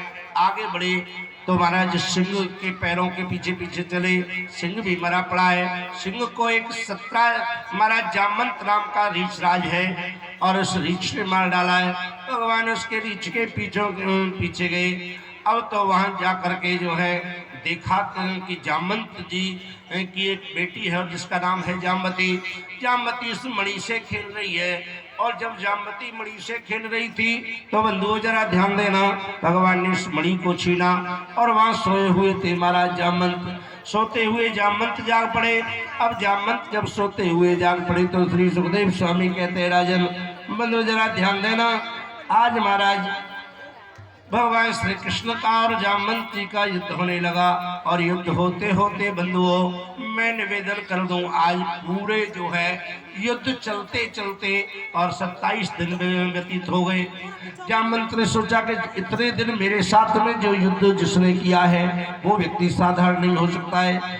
और महाराज चरणों में गिर पड़ा। जामवंत जी महाराज चरणों में गिर पड़े। भगवान मैं समझ चुका हूँ और मैंने आपका अपराध किया है, जरूर आप मेरे नारायण हैं। भगवान बोले मैं तेरी भक्ति से प्रसन्न हूँ, वरदान मांग। बोले मैं आपके असली जो स्वरूप मेरी आंखों में बसा हुआ है मैं स्वरूप के दर्शन करना चाहता हूँ। भगवान तो भक्तवत्सल है। भगवान ने कहा तथास्तु। कित मुरली कित चंद्रमा और कृत गोपियन के साथ अपने जन के कारणे तो श्री कृष्ण बने रघुनाथ। भगवान आज जो है अपने भक्त के लिए रघुनाथ बन गए, रघुनाथ बन करके दर्शन दिए, भगवान के चरण पकड़ लिए जामवंत जी ने, और जामवंत जी निवेदन करने लगे, भगवान आप इस मणि के लिए यहाँ पे आए हो और मैंने आपके साथ में युद्ध किया है, आप मेरा अपराध क्षमा करें। अब तो भगवान तो बड़े दयालु, भगवान ने तथास्तु कहा जाओ मैंने तुम्हारा अपराध क्षमा कर दिया। नहीं महाराज मैं इससे नहीं। बोल तो फिर क्या चाहते हो? बोले मैं चाहता हूँ आपको कुछ भेंट करना चाहता हूँ। बोले क्या भेंट करना चाहते हो? बोले मेरी ये जो बेटी है जिसका नाम है जामवती, जामवती का विवाह आप अपने साथ में कर लो, इस मणि को दहेज में ले जाओ। बोलो वृंदावन बिहारी लाल की। भगवान सोचने लगे मणि का झंझट तो खत्म हो गया, ये कलंक तो मेरा दूर हो जाएगा, पर मैं इस जामवती से कैसे विवाह करूं, क्योंकि ये तो जो है रीछ पुत्री है। भगवान ने कहा कि नहीं मेरा तो विवाह हो चुका है। जामवंत जी महाराज बोले कि महाराज इसको भी अपनी दासी के रूप में स्वीकार करें। अब राजा है तो दासियों के रूप में तो किसी को भी स्वीकार कर सकते हैं। आज जामवती ने अपने हाथ में माला ली और माला लेकर के भगवान के गले में डाल दी। बोलो वृंदावन बिहारी लाल के। जब माला गले में डाल दी तो महाराज जामवती को लेकर के भगवान आ रहे हैं और रास्ते में विचार करते आ रहे हैं कि रुक्मिणी इस जामवती को कैसे घर में घुसने देगी, क्योंकि ये तो रीछ की बेटी है। अब मन में विचार करने लगे क्या करूं। अब जामवती से कहा जामवती तुझे तो घर में नहीं घुसने देगी रुक्मिणी। बोल महाराज आप ही कोई उपाय बताओ। बोल देख एक उपाय है, रुक्मिणी तू थोड़ा लंबा घूमट मार करके रखना। बोलो उससे क्या हो जाएगा? बोलो जामवती रुक्मिणी जब मुख देखने आए तो वो कहेगी तुझे मुख दिखाने के लिए तो उसे मुख मत दिखाना। जामवती बोली महाराज एक दिन की बात हो तो चले, मुझे तो जीवन भर उसी महल में रहना है, रुक्मिणी से कोई सारे जीवन पर्दा थोड़ी कर सकती हूँ मैं। भगवान बोले पर्दा करने की मैं पूरे जीवन की थोड़ी कह रहा हूँ। बोल तो फिर बोल जब रुक्मिणी आए ना कि भाई जो है तो मुंह दिखाई मांग तो उससे एक एकादशी के व्रत का पुण्य मांग लेना। बोलो वृंदावन बिहारी लाल। और फिर वो मुझे समर्पण कर देना, मैं तेरा कल्याण कर दूंगा। ऐसा ही हुआ। और बंधुओं जरा ध्यान देना, महारानी रुक्मिणी आज जो है रुक्मिणी ने देखा भगवान श्याम सुंदर जो है अपनी सेविका के साथ में आए हैं, तो आप मन में विचार करें कि रुक्मिणी का क्या रिएक्ट हुआ होगा। प्रेम से बोलो। रुक्मिणी के सामने भगवान द्वारिकानाथ जब एक पत्नी लेकर के आ रहे हैं तो रुक्मिणी ने क्या किया होगा? प्रेम से बोलो। चलो छोड़ो, अगर आपके आज शाम को लेकर के आएंगे एक तो आप क्या करोगे? बोलो अगर ये शमशान वाला पुल पार कर जाए तो खैर यही करोगे, लेके बेलन बुला जा तो देखो या वो देखो। प्रेम से बोलो। हाँ आज शाम को अगर ऐसी घटना घट जाए, एक लंबे घूमट मार करके एक देवी चली आए साथ में, हाँ? और तुम पूछे ये कौन है, तो वो कहे कि ये मेरी सेवादार है, तो तुम सेवा करोगी? कैसी सेवा करोगी? पति रूपी परमात्मा की। बोल खैर नहीं, चाहे कुछ भी हो जाए आज खैर नहीं। बोलो वृंदावन बिहारी लाल की। एक बात बोले, भगवान श्री कृष्ण के यहाँ रुक्मिणी ने ऐसा नहीं किया। रुक्मिणी ने बड़ा स्वागत किया, सत्कार किया, क्योंकि ये जो जामवती है ना ये भी कोई साधारण कन्या नहीं है, अष्टमासिद्धियों में से एक है। और रुक्मिणी ने बड़ा स्वागत किया, बैठ गए, घर में ले गई। एक बात कहें, घर में अगर नई बहू आए तो पहले दिन प्रयास करना चाहिए उससे मिर्ची नहीं खिलानी चाहिए, ऐसा शास्त्र का नियम है। और चाउमीन बर्गर तो बिल्कुल नहीं खिलाना चाहिए। चाउमीन बर्गर पिज्जा तो पहले दिन तो बहू को खिलाने नहीं चाहिए बिल्कुल, और नहीं तो चाउमीन बर्गर जैसी वो नमकीन हो जाएगी, फिर तुम्हारा जो है फिर तो वही कहानी होगी, सास बहू में भई लड़ाई, सास ने मारा टोकरा तो बहू ने कमर काट खाई। ऐसा ही होगा। शास्त्र कहते हैं, श्रीमद् भागवत में वेदव्यास जी लिख रहे हैं, जब घर में पहली बार बहू आए तो उसको मीठा खिलाना चाहिए। मीठा खिलाने से माधुरता आती है और घी की आरती उतारनी चाहिए। एक पहला अशुभ लक्षण बताऊं माताओं का, आरती करती हैं पर उसमें दीपक नहीं होता है, वो बुझा हुआ दीपक रहता है। मैंने ज्यादातर शादियों में देखा बुझे हुए दीपक से। बोल क्या कर रही, बोला आरती कर रही है। बोला आरती क्या कर रही थी? तो उसका जो है अपमान कर रही है। घर में जब भी बहू आए ध्यान देना, तो पहले दिन कम से कम 5 आरतियों से उसका स्वागत करो। घर में मीठा खिलाओ, उसका पूजन करो, क्योंकि इसको तुम कन्या मत समझो। कहते हैं बराए विष्णु रूपाय कन्या रूपेण लक्ष्मी। उस समय जब तक हल्दी की वासना रहती है, हल्दी की वास्य रहती है शरीर के अंदर, बातें बिल्कुल नहीं। जब तक हल्दी की वास रहती है, सुगंधी रहती है, तब तक वो लक्ष्मी का स्वरूप रहती है। रुक्मणी ने बड़ा स्वागत किया, सत्कार किया, मुंह देखने लगी, नहीं मुंह नहीं देखा, मुंह नहीं, बिल्कुल। भगवान बोले फ्री में मुंह देखेगी का? हाँ। रुक्मणी बोली मांग का चाहिए? मौका मिल गया, भगवान ने पहले ही ट्यूशन पढ़ा दिया था, कहते एकादशी का व्रत दे दो। रुक्मणी तो घबरा गई, पर मांगा है तो देना ही पड़ेगा। एकादशी के व्रत का पुण्य दिया और उस पुण्य को भगवान को समर्पण कर दिया, और उसी पुण्य के प्रभाव से सुखदेव स्वामी कहते राजन, जाम्बती को भगवान ने अप्सराओं से भी श्रेष्ठ सुंदर बना दिया। जैसे मुख देखा तो रुक्मणी ने गले से लगा लिया कि तेरी जैसी सुंदर तो मैं खुद भी नहीं हूं, और बंधुओं आनंद से रहने लगी। इस बात का पता चला सत्राजित को। मैंने तो भगवान को दोष लगा दिया कृष्ण को।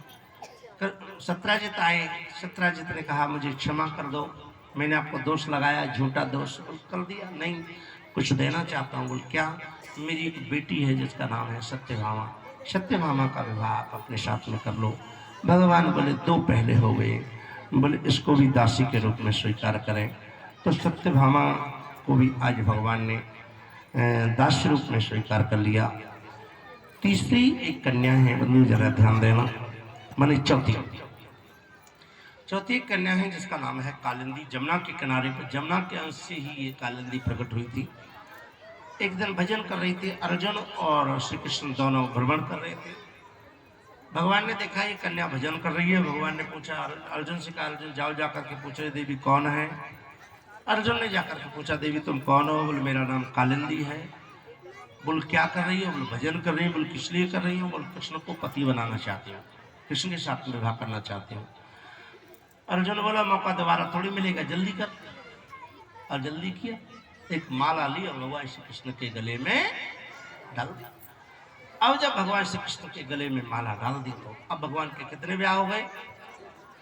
प्रेम से बोलो, कितने हो गए? 4। पक्का? 3 तो नहीं रहे, ज्यादा हो गए होंगे, तुम कम गिन रहे हो। हाँ, एक बार प्रेम से बोलो। 5वां विवाह भगवान श्याम सुंदर का जरूर ध्यान देना बंधुओं। 5वां विवाह भगवान का एक भद्र देश के राजा हैं जिनकी बेटी है मित्रविंदा, उससे हुआ। 6वां विवाह महारानी नग्नजती से हुआ, 7वां सत्या से और 8वां लक्ष्मणा से। ये 8 महापटरानियां। परीक्षित ने पूछा कि महाराज ये 8 कन्याएं कौन थी जिनका विवाह भगवान के साथ में हुआ और इन्होंने कौन सा पुण्य किया था? सुखदेव स्वामी कहते हैं राजन, ये 8 कन्याएं कन्या नहीं थी, साधारण कन्या नहीं थी। बोल तो फ्री कौन? बोली ये 8 महासिद्धियां थी। कौन थी? 8 महासिद्धि। और सिद्धियां हमेशा नारायण के साथ में, भगवान के साथ में रहती हैं। जहाँ भगवान रहते हैं वहां सिद्धियां रहती हैं। इसलिए 8 का विवाह हुआ। इधर एक परम आश्चर्य की घटना बंधु, जरा ध्यान देना। एक राक्षस था, उस राक्षस का नाम था भौमासुर। और ये जिस नगरी में रहता है उस नगरी का नाम है प्राग्ज्योतिष नगरी। प्राग्ज्योतिष नगरी का राजा है। और बंधु जरा ध्यान देना, एक दिन इस प्राग्ज्योतिष नगरी के राजा के यहाँ नारद जी का आगमन हुआ। नारद जी ने देखा इस राजा ने 16,100 कन्याओं को अपनी जेल में डाल रखे हुए। 16,100 कन्याओं को कौन है बुला रहे? अच्छा, बोलो वृंदावन बिहारी लाल की। तो बंधुओं जरा ध्यान देना, मैं निवेदन कर दूं, 16,100 कन्याओं को कैद कर रखे हो। नारद जी ने पूछा कि ये सब क्या लीला है? बोले तो ये राक्षस कहता है जब ये 20,000 पूरी हो जाएंगी तो एक दिन में इनके साथ में फेरे डालूंगा। अच्छा, नारद जी बोले ये तो अनर्थ की बात है, ये तो अनर्थ हो जाएगा। भगवान के पास में नारद जी पहुंचे। नारद जी ने सूचना सुनाई। भगवान बोले हमारे होते हुए ऐसा नहीं हो सकता है। भगवान आए दारक के साथ में रथ पर सवार होकर के। ये जो प्राग्ज्योतिष नगरी है ये 7 दुर्गों के बीच में बसी हुई है। भगवान ने इनको बहुत समझाया, परंतु एक 7 दुर्गों का भेदन करके भगवान इसके पास में पहुंचे। भगवान ने समझाया पर एक बात नहीं मानी और भगवान को उल्टी गाली देने लगा। भगवान ने सोचा दुष्ट को ज्यादा समय तक मौका नहीं देना चाहिए। भगवान ने सुदर्शन चक्र को ध्यान करो। सुदर्शन चक्र प्रकट हुए और तुरंत जो है इस भौमासुर का सर धड़ से अलग कर दिया। बोलो वृंदावन बिहारी लाल की। भौमासुर का सर धड़ से अलग कर दिया। श्री सुखदेव स्वामी कहते राजन, आज जो है भौमासुर मारा गया, 16,100 कन्याओं को कारागार से मुक्त किया। भगवान ने कहा तुम सब अपने अपने घर चली जाओ, अपना विवाह करा लेना। 16,100 कन्याओं ने हाथ खड़े कर दिया, अब हम घर नहीं जाएंगे क्योंकि अब हमसे विवाह कौन करेगा, हम तो यही प्राण त्याग देंगे पर घर नहीं जाएंगे। भगवान बोले कि प्राण त्यागना तो ठीक नहीं, आत्महत्या करना ठीक नहीं, और कोई उपाय सोचो। बोले फिर आप हमें अपनी दासी के रूप में स्वीकार करो। भगवान बोले 8 विवाह हो चुके हैं, बोले हम भी आपकी दासी रहेंगे। भगवान ने स्वीकार किया। सभी ने एक माला ली, माला लेकर के हाथ लगाया। और बंधुओं में निवेदन करूं, सभी ने एक माला भगवान के गले में डाल दी और 16,100 कन्याओं का पानी ग्रहण और हो गया। श्री सुखदेव स्वामी कहते हैं राजन, भगवान के आज कुल मिलाकर के 16,108 विवाह हुए। विश्वकर्मा को आदेश दिया 16,100 महल और बनवाए। सभी उस महल में बंधु जरा ध्यान देना, मैं निवेदन कर दूं, सभी जो है अपने अपने महल में कन्याएं रहने लगी और प्रत्येक पत्नी से, द्वारकानाथ की प्रत्येक पत्नी से 10-10 पुत्र और एक पुत्री, माने 11-11 संतानें प्रकट हुई। और बंधुओं में निवेदन कर दूं, 11-11 संतानें जब प्रकट हुई तो आज जो है बड़ा साम्राज्य बना। भगवान श्री कृष्ण समझाते हैं, भगवान का जाने का भी समय होता है। भगवान श्री कृष्ण समझाते हैं, रे यदुवंशियों, 56 करोड़ यदुवंशी हो गए थे। यदुवंशियों को समझाया, तुम किसी का अपराध कर दोगे, आम किसी व्यक्ति का अपराध कर दोगे तो मैं क्षमा कर दूंगा, पर जीवन में तुम संत का अपराध मत कर देना, क्योंकि संत के अपराध अगर तुमने किया तो मैं तुम्हें क्षमा नहीं कर पाऊंगा। भगवान श्री कृष्ण की बात को यादवों ने ऐसे ही ले लिया, यदुवंशियों ने, और दुर्वासा मुनि के साथ में व्यंग कर दिया। कृष्ण का एक पुत्र था जो कि सत्यभामा का पुत्र था, जिसका नाम था सांब। सांब के साड़ी पहनाई, साड़ी पहना करके पेट से कढ़ाई बांधी और कढ़ाई बांध करके दुर्वासा ऋषि के पास में पहुंच गए। दुर्वासा ऋषि से कहने लगे, बाबा देखना हमारी ये जो बहू है इस पर क्या होएगा, बेटा या बेटी। दुर्वासा ऋषि ने ध्यान लगा, ओह ये दुष्ट मेरा उपहास कर रहे हैं। क्रोध आया। दुर्वासा ऋषि ने कहा, दुष्टो न इससे पुत्र होगा ना पुत्री, इसके पेट से मूसल पैदा होगा जो तुम्हारे यादवों के विनाश का कारण बनेगा। दौड़े हुए द्वारिका में पहुंचे, साड़ी खोली, कढ़ाई से एक मूसल निकला और कृष्ण जी के पास में गए। कृष्ण जी ने कहा, दुष्टो तुमने जो है संत का अपराध कर दिया। पहले ही तुम्हारे पिताओं ने कहा था कि तुम संत का अपराध मत करना, पर अब क्या करें। सोचने लगे क्या करें, तो कृष्ण जी महाराज ने इस मूसल को घिसवाया और घिसवा करके समुद्र में डाल दिया और इसकी एक कील बची, इस कील को भी समुद्र में फेंक दिया। उसे एक व्हील नाम की मछली ने निगल लिया। एक दिन एक मछेरा आया पकड़ने के लिए, वो मछली उस मछेरे के जाल में फंस गई।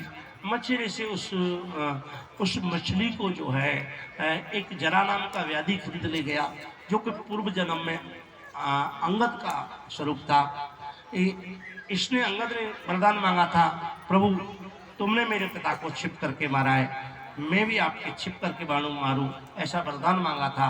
तो भगवान आज उसको पूर्ण करते हैं और भगवान का अवतीर्ण होता है। भगवान स्वधाम के लिए चले जाते हैं। 127 वर्ष 9 महीने 18 दिन तक भगवान धराधाम पर रहते हैं और धराधाम को छोड़ करके और जो है चले जाते हैं सीधे जो है गोलोक धाम में। बोलो वृंदावन बिहारी लाल की।